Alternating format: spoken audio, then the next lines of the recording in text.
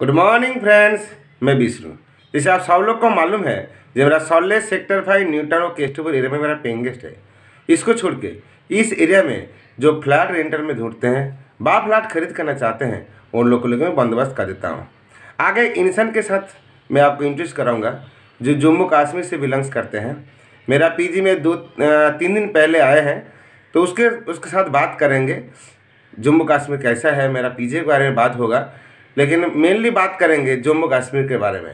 हम लोग बहुत कुछ टीवी में न्यूज़ में देखते हैं, बहुत कुछ सुनते हैं, लेकिन ये मौका कौन छोड़ता है जो खुद जम्मू कश्मीर बिलोंग्स करता है एकदम बॉर्डर में। उस इंसान से हम लोग बहुत कुछ जानेंगे आज। तो चलते हैं, ज़्यादा टाइम आपसे नहीं लूँगा, उससे बात करते हैं। हाय फ्रेंड्स, मेरा नाम जाहिद है, Khan Zahid. I am from Jammu and Kashmir. तो I am doing PhD at Jadavpur university Kolkata. तो मैं जम्मू कश्मीर से हूँ। कुछ ही दिनों पहले यहाँ पे आया हूँ कोलकाता में, लगभग 2-3 दिन हो गए मुझे यहाँ पे कोलकाता में।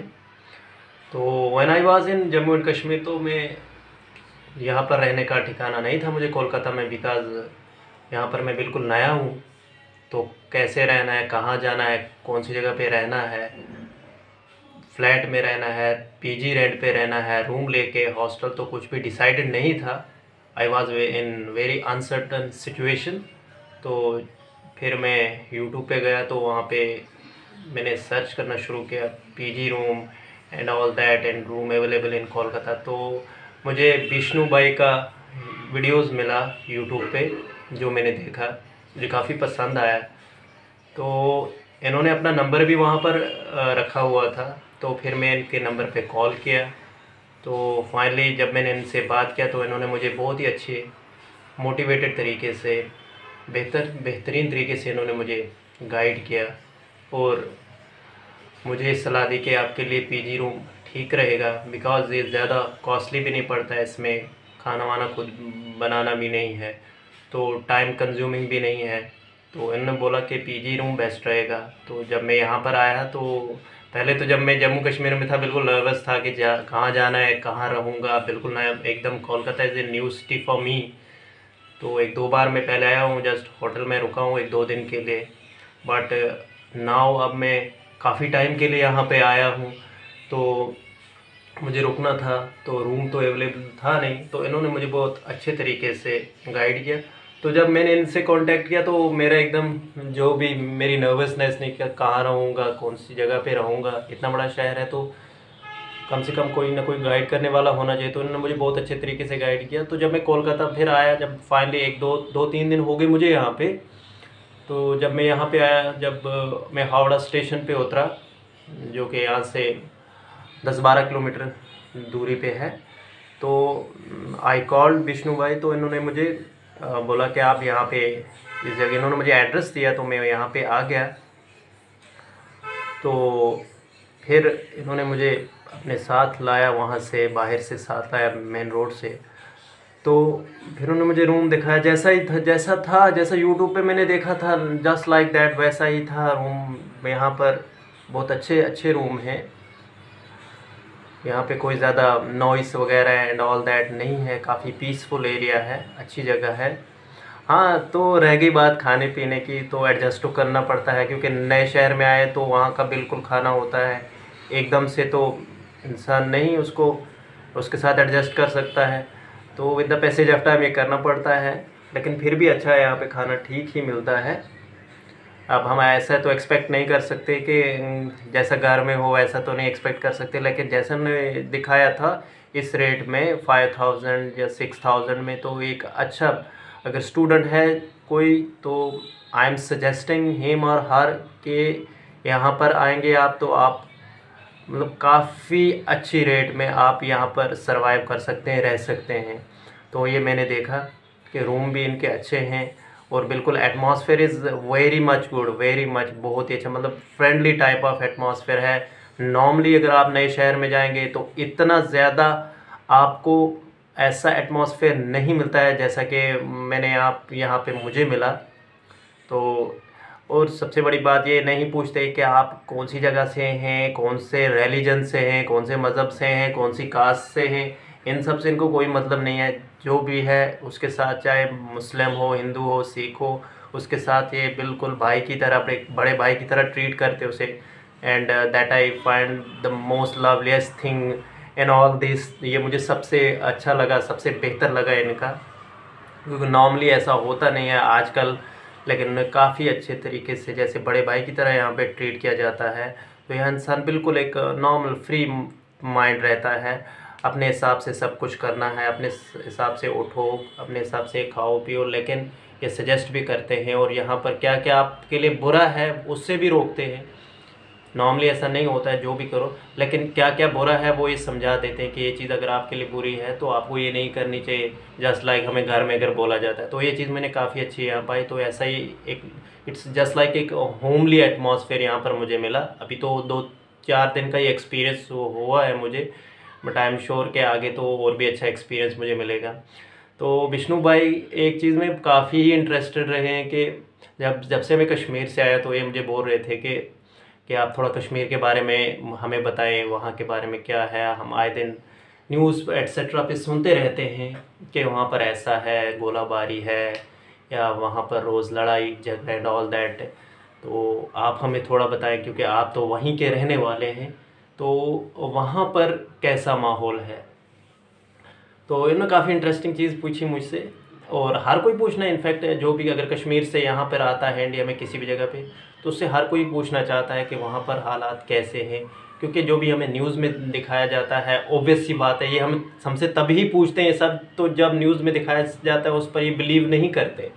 तो दैट्स वाई ये फर्स्ट हैंड एक्सपीरियंस, यानी कि प्राइमरी बंदा, जो बंदा वहाँ पे रह रहा है, तो उससे पूछते हैं कि वहाँ पर कैसे हालात है। तो जैसा दिखाया जाता है क्या वैसा ही है। तो इन्होंने और भी चीज़ें, मुझे बहुत सारी चीज़ों के बारे में बात करने के लिए इन्होंने मुझे कहा कि वहाँ के नेचर के बारे में आप थोड़ा बताइए, वहाँ रहन सहन कैसा है, घूमने के लिए कौन कौन सी जगह है। तो यानी कि 2 चीज़ें, one is very much political in nature, and the second thing is about nature. तो ये 2 चीज़ें हैं। तो कश्मीर का अगर देखा जाए, अगर आप कोई भी इंसान कश्मीर ट्रैवल करता है बाहर का, who is not from basically from Kashmir, outside Kashmir, अगर वहाँ ट्रैवल करता है, तो सबसे पहले उसके मन में, सबसे पहले तो वो कश्मीर इसलिए जाना चाहता है क्योंकि कश्मीर बहुत खूबसूरत है। Obviously it's paradise on earth. तो हर कोई वहाँ जाना चाहता है, घूमना चाहता है, टाइम स्पेंड करना चाहता है, पीसफुल जगह है अकॉर्डिंग टू नेचर। लेकिन अब जो दूसरा पहलू है, जो दूसरी बात है, दूसरा एस्पेक्ट जो है, वो ये है कि कश्मीर जाने से लोग बहुत घबराते भी हैं। वो ऑब्वियस सी बात है, दैट्स वो तो हम 1947 से देखते हैं कि कश्मीर का इशू क्या है, पढ़ भी चुके हैं, देख भी चुके हैं। लेकिन हर जो वहाँ का नहीं है वो हमेशा ये डरता है कि अगर हम कश्मीर जाएंगे तो क्या होगा, हम सेफ़ रहेंगे कि नहीं रहेंगे। वहाँ पर आए दिन झगड़ा लड़ाई होती रहती है सोल्जर के दरमियान एंड ऑल दैट, वहाँ पर का जो भी इशू है। तो मैं ये कहूँगा कि जैसा हमें इतना ज़्यादा बढ़ा चढ़ा के दिखाया जाता है वैसा नहीं है। ओबियसली कश्मीर इन पॉलिटिकल क्राइसिस वो तो है, हम उससे इनकार नहीं कर सकते। लेकिन इस लेवल का अब नहीं है कि वहाँ पर अगर कोई जाता है तो उसे ये सोच के रुक जाना चाहिए कि नहीं वहाँ पर हालात अच्छे नहीं हैं।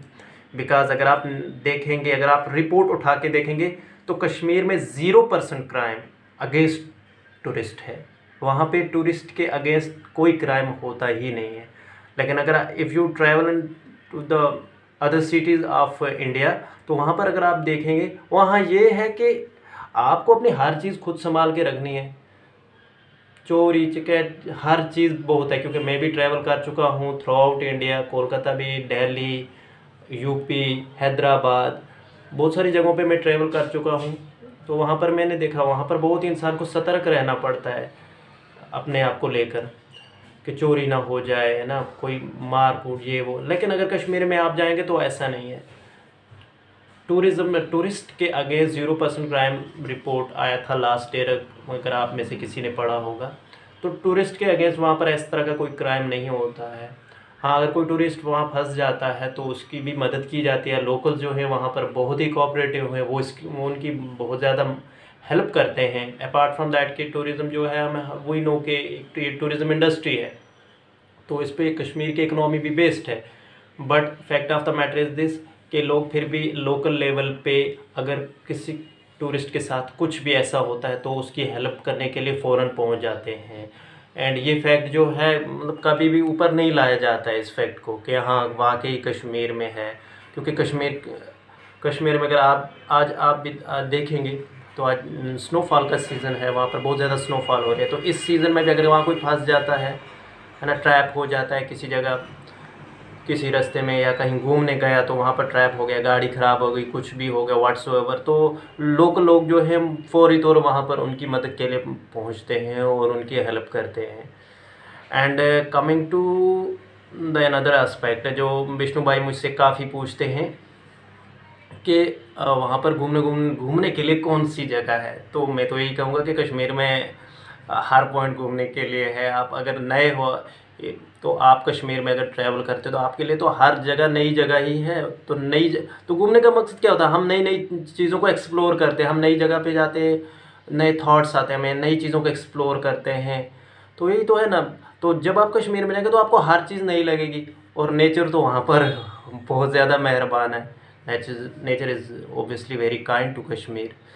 तो अगर आप जाते हैं तो मेरी सजेशन तो आपको ये रहेगी कि फ़र्स्ट ऑफ ऑल अगर आप कश्मीर में एंटर करते हो, जैसे आप कश्मीर में एंटर करोगे तो Pahalgam is eight top most में प्रायोरिटी दूंगा। अगर कोई जाता है तो पहलगाम ज़रूर विज़िट करे। एंड द सेकंड इज़ अगर मैं पर्सनली अगर उसको सजेस्ट करूँगा तो सोनमर्ग। थर्ड आपको गुलमर्ग ज़रूर विज़िट करना चाहिए, क्योंकि वहाँ पर बहुत सारी फैसिलिटीज़ टूरिस्ट के लिए बहुत सारी फैसिलिटीज़ अवेलेबल हैं वहाँ पे इस टाइम। अगर आप विंटर में भी इवन ड्यूरिंग विंटर में भी ट्रैवल करते हो वहाँ पे तो आपके लिए स्कीइंग एंड ऑल दैट वो काफ़ी अच्छा रहेगा आपके लिए। तो अगर आपका 5, 10, 20 दिन का ट्रिप है तो अगर आप विंटर में जाते हो तो गुलमर्ग तो प्रायोरिटी पे रहेगा। हाँ, अगर आप समर में जाते हो तो समर में मोस्टली लोग समर में जाते हैं, रास्ता भी खुला हुआ होता है, और समर में बहुत सारी जगह होती है जो कश्मीर में वो एक्सेसिबल होती हैं, क्योंकि स्नोफॉल उतना नहीं होता है उस टाइम में। तो समर में अगर आप जाते हैं तो उस टाइम ज़्यादा बेहतर है, नेचर को आप ज़्यादा एक्सप्लोर कर सकते हो, ज़्यादा एंजॉय कर सकते हो। तो अगर आप समर में जाते हैं तो मेरा यही सजेशन रहेगा कि आप गुलमर्ग जाएं, यूसमर्ग जाएं। यूसमर्ग एक ऐसी जगह है जो ज़्यादा एक्सप्लोर नहीं हुआ है टूरिज़्म के मामले में अभी। तो देर आर न्यू प्लेसेस जो कश्मीर में अभी एक्सप्लोर हो रही हैं, जैसे बांगस वैली है जो कि बिल्कुल बॉर्डर पे आता है। मैं खुद भी जिस एरिया से बिलोंग करता हूँ दैट वो बॉर्डर एरिया है। तो आप बांगस वैली में विज़िट करोगे तो आप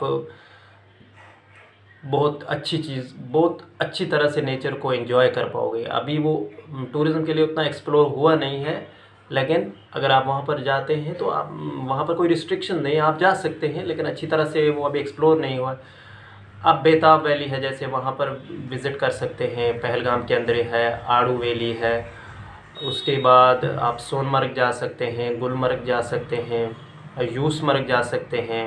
इवन एक और जगह बडगाम डिस्ट्रिक्ट में ही पड़ती है, वो है दूध पथरी। That's very much beautiful place. मैं खुद 5-7 बार वहाँ पे विज़िट कर चुका हूँ, तो वहाँ पर जा सकते हैं। एंड अगर आप प्लेन में कहीं विज़िट करने जाते हैं, अगर आपको पहाड़ पे नहीं जाना है, कश्मीर में कहीं प्लेन में ही विज़िट करना है, तो आई सजेस्ट यू बहुत डिस्ट्रिक्ट में ही अगर आप जाना चाहते हैं तो श्रीनगर में आप जैसे डल लेक है, निशात गार्डन है, वहाँ पर बहुत सारे गार्डन हैं जिनको कलेक्टिवली मुगल गार्डन का नाम दिया जाता है। शालीमार गार्डन है, ज़बरवन हिल है। तो अगर आप कैंपस में अगर वहाँ का मशहूर जो कैंपस है that is Kashmir university, that's very much beautiful. तो अक्सर टूरिस्ट वहाँ कश्मीर यूनिवर्सिटी के कैंपस में भी घूमना चाहते हैं। That's one of the most beautiful campus all over the country. अगर मैं यूनिवर्सिटी की बात करूँ और कोई सबसे ब्यूटीफुल यूनिवर्सिटी है कैंपस को देख के, वहाँ के नेचर को देख के, that's Kashmir university campus at हज़रत बल Srinagar. That's very much beautiful. अगर आप वहाँ जाते हैं प्लेन में अगर कहीं विज़िट करना चाहते हैं तो इस कैंपस में ज़रूर जाइए, तो आपको वहाँ पर नेचर का लुत्फ़ उठाने को मिलेगा।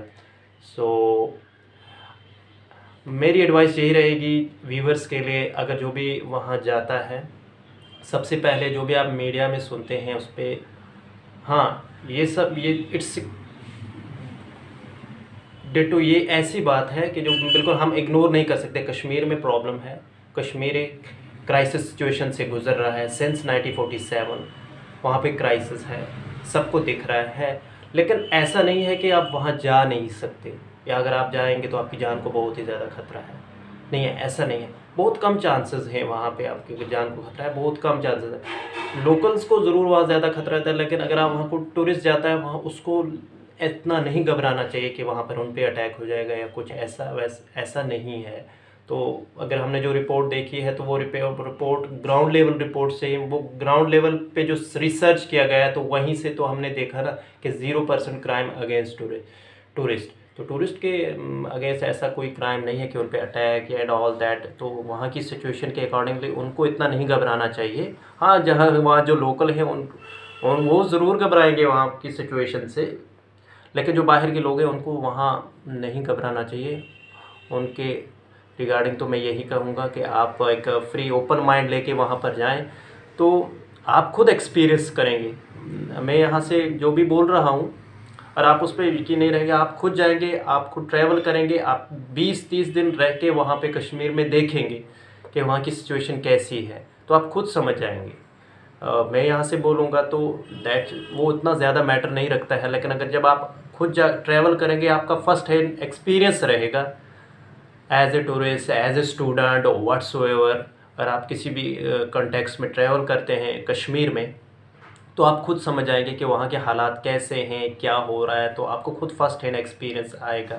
तो वैसे घबराने वाली कोई बात नहीं है। हम जितना सुनते हैं, हम नेगेटिव चीज़ों को बिल्कुल इग्नोर करें और नेचर को एंजॉय करें। मेरी तो यही सजेशन रहेगी तमाम व्यूवर्स के लिए। Thank you so much.